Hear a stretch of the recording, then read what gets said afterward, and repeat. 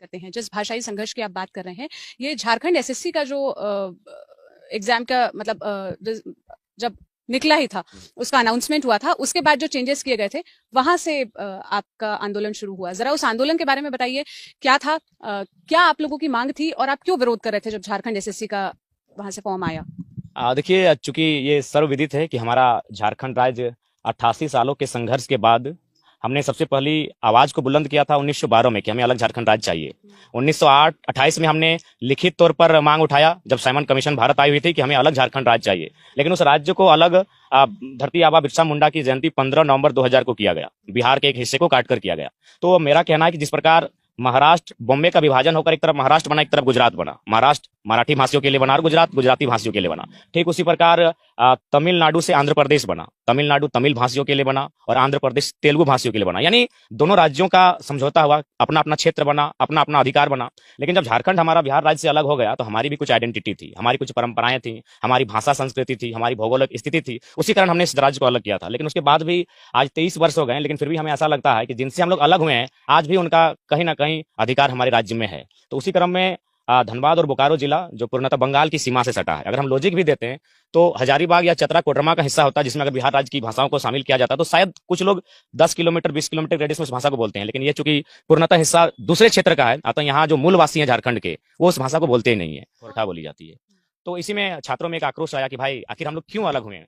बिहार स्वीकार करते हैं, बिहार राज्य हमारा बड़ा भाई है, हम बंगाल प्रेसिडेंसी का भी हिस्सा रहे हैं, उसमें उड़ीसा भी रहा है। तो जब सबका बंटवारा हो चुका है, सबको अपना भूभाग मिल चुका है, सबने अपनी भाषा और जो भी उनका स्थानीयता का आधार तय किया है, तो फिर हमारे राज्य में अलग होने के बाद भी हमें अपना स्वराज्य का अनुभव क्यों नहीं हो रहा है। लगातार हमें चीजों को थोपा जा रहा है, कभी भाषा के नाम पर, कभी तमाम चीजों के नाम पर। तो उस पर एक छात्रों में संतोष का भाव दिखा और एक आंदोलन हुआ और फाइनली सरकार ने उन भाषाओं को वापस भी लिया। लेकिन तब तक कुछ नए चेहरों का उदय हो चुका था, कुछ नए चेहरे राजनीति में कदम रख चुके थे, उनमें से मैं एक प्रमुख रहा। और फिलहाल हम लोग आज गिरिडीह लोकसभा से एक संसद उम्मीदवार के तौर पर अपनी दावेदारी प्रस्तुत की है। केवल दावेदारी प्रस्तुत नहीं की है, मेरे नाम से केवल इतना हड़कंप मचा है कि आज इन लोगों में को साजिश करना पड़ रहा है। मैं सबसे पहले बताना चाहूंगा कि 1 मई को मेरा नॉमिनेशन था।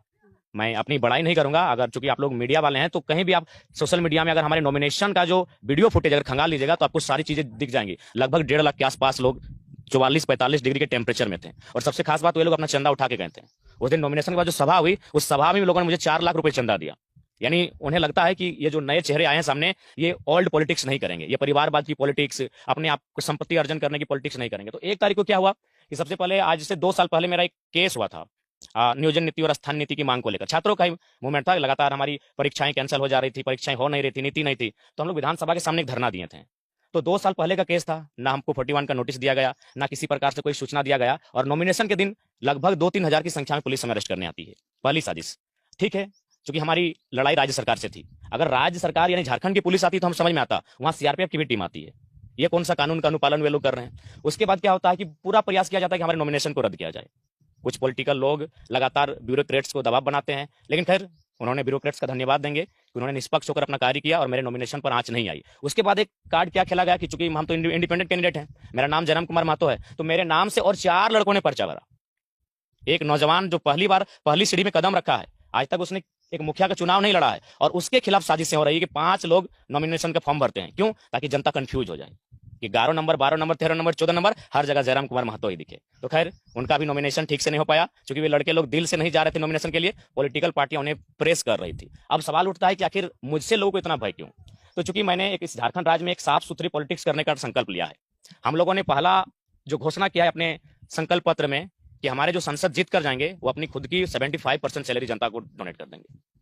आज के दौर में जहां नेता अपने परिवार के लिए संपत्ति बनाते हैं और किसी से छुपा नहीं है, जनता आज हम अगर झारखंड की बात करें, नेताजी के पास 200 एकड़ है, तो उन विचारों को मैंने चैलेंज किया कि अगर हम लोग जीतेंगे तो पहला क्या होगा कि 75% हमारी सैलरी हम लोग जनता को वापस डोनेट कर देंगे। अब जनता उसको जहां यूज करे। दूसरा हमने कहा कि ना पार्टी बदलने से देश नहीं बदलता है, ना नेता बदलने से देश बदलता है। देश तब बदलता है जब नेताओं का विचार बदलता है। तो हमने कहा कि आज जिस प्रकार भारत देश की परिस्थिति है, अमीरी और गरीबी में खाई है और ये विशेषकर चूंकि भारत एक संवैधानिक देश है, यहाँ दोष अगर सबसे बड़ा किसी का है तो राजनेताओं का है। इसलिए मैंने दूसरा घोषणा ये किया कि मेरा जो क्षेत्र है उसके बाहर हम 1 इंच जमीन कहीं नहीं खरीदेंगे, मेरी कोई प्रॉपर्टी नहीं होगी। क्योंकि हम डीलर बनने के लिए नहीं आए हैं, हम लैंड डीलर, हम कोयला का डीलर, हम बालू का डीलर बनने नहीं आए हैं, हम झारखंड के एक लीडर बनने आए हैं जो झारखंड के अधिकार की लड़ाई लड़ेगा। तो इन सब चीजों से उनका हालत खराब होने लगा कि अगर ये लड़का इस टाइप से अगर पॉलिटिक्स करेगा तो हम लोग को तो कहीं रहने नहीं देगा। आपने अपनी पॉलिटिक्स तो एक्सप्लेन कर दी। आप थोड़ा सा जिस आंदोलन की आप बात कर रहे हैं या आप जिस चीज की बात करें कि हम झारखंड के मूल निवासियों के लिए काम करने वाले हैं, इसको जो नए लोग हैं जो पहली बार देख रहे हैं, जो झारखंड के बाहर भी ये वीडियो देख रहे हैं, जरा उनके लिए आप इसको विस्तार से समझाइए कि क्या है। मतलब जब झारखंड एसएससी का नोटिफिकेशन आया तो उसमें बात ये थी कि जो जिस क्षेत्र की जहाँ की जो भी भाषा बोली जाती है उस भाषा के जानकारों को तहरीर दी जाएगी। जैसे आप जो बता रहे हैं, ये जो धनबाद और इधर के इलाके, यहाँ पे भोजपुरी, मगही, इन भाषाओं को भी तहरीर देने की बात कही गई। बाद में जब इतना विरोध हुआ, इतना प्रेशर हुआ, तो सरकार ने उसे वापस ले लिया। क्या आप भाषा को लेकर या मूल निवासियों को लेकर या खतियानों को लेकर आपकी मांगे क्या है, आप क्या बात करते हैं? हमारी पहली मांग यही है कि झारखंड को एक बेहतर स्थानीय नीति मिले। देखिए मैम, भारत देश एक संवैधानिक देश है और भारत का संविधान जो आर्टिकल 1 है वो साफ साफ लिखता है जो भारत एक देश होगा जो राज्यों का संघ होगा। यानी बिना राज्यों की कल्पना के आप देश की कल्पना नहीं कर सकते हैं, राज्यों को आपको मानना होगा। इसलिए राज्यों को मानना होगा कि हमारी भाषा एक नहीं है, हमारी भौगोलिक सीमाएं एक नहीं है, और उतना छोड़ी हमारी भगवान एक नहीं है। यानी विविधताओं का भारत है, यानी राज्यों की जो आइडेंटिटी है उसको मानकर ही आपको देश को बचाना होगा। तो मेरा कहना है, जब तमिलनाडु में तमिल भाषाओं को प्राथमिकता है, उड़ीसा राज्य में उड़िया भाषा को प्राथमिकता है, महाराष्ट्र में मराठी वालों को प्राथमिकता है, तो झारखंड में जो झारखंडी लोग हैं जो सिर्फ इसी भूभाग के हैं, इस भूभाग के अलावा उनका किसी दस्तावेज में किसी राज्य में कहीं कोई नाम अंकित नहीं है, केवल सरकारी नौकरी के, तो भाई उनको विशेष प्रावधान मिले। और चूंकि भारत के संसद में एकमात्र झारखंड के नेता की तस्वीर है, उनका नाम है भगवान बिरसा मुंडा।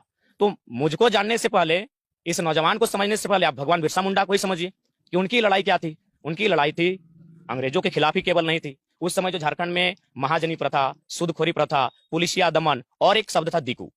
दीकू का तात्पर्य जो हमारे भूभाग के नहीं है, जो हमारी भाषा संस्कृति से परिचित नहीं है, उनसे भी हमारा एक अलग पहचान था कि हम उनके साथ नहीं रहेंगे, हमारी एक विशिष्ट आइडेंटिटी है। तो कुल मिलाकर हमने उसी आइडेंटिटी के आधार पर झारखंड राज्य का निर्माण किया।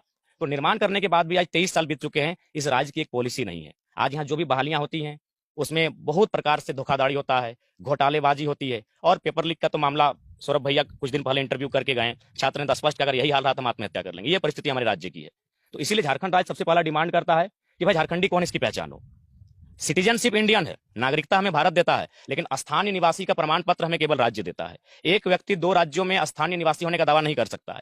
लेकिन हमारे राज्य में जो पड़ोसी राज्य से आए हैं वे लोग क्या करते हैं कि हमारे यहाँ भी स्थानीय निवासी होने का दावा करते हैं, सरकारी चीजों का लाभ यहाँ भी लेते हैं, और जो उनका मूल राज्य है जो हमारे पड़ोसी राज्य की सीमाओं में है उस राज्य में भी वो लाभ लेते हैं। इसके अनंत उदाहरण है। अगर आप कभी विस्तार से हमारा इंटरव्यू लीजिएगा तो डॉक्यूमेंट्री आपको बताएंगे कि किस प्रकार एक भाई पड़ोसी राज्य में लाभ ले रहा है और उसका एक भाई इस राज्य में लाभ ले रहा है। तो ये पहली हमारी लड़ाई है कि ये पहचान हो कि भाई झारखंडी कौन है। इसी पहचान की बात झारखंड मुक्ति मोर्चा ने की थी। हेमंत सोरेन जब विधानसभा में वो प्रस्ताव लेकर आए कि जो झारखंडी मूल निवासी है उसको परिभाषित करने के लिए जो 1932 से झारखंड में रह रहे हैं वो लोग झारखंड के मूल निवासी होने का दावा कर सकते हैं या उसमें कंसिडर किए जा सकते हैं। तो आपने इस बात का भी विरोध किया था, क्यों? उसकी क्या वजह? एक्चुअली माननीय मुख्यमंत्री ने ये हम लोग के आंदोलन के बाद ये निर्णय लिया था, क्योंकि आप लोग हमारे झारखंड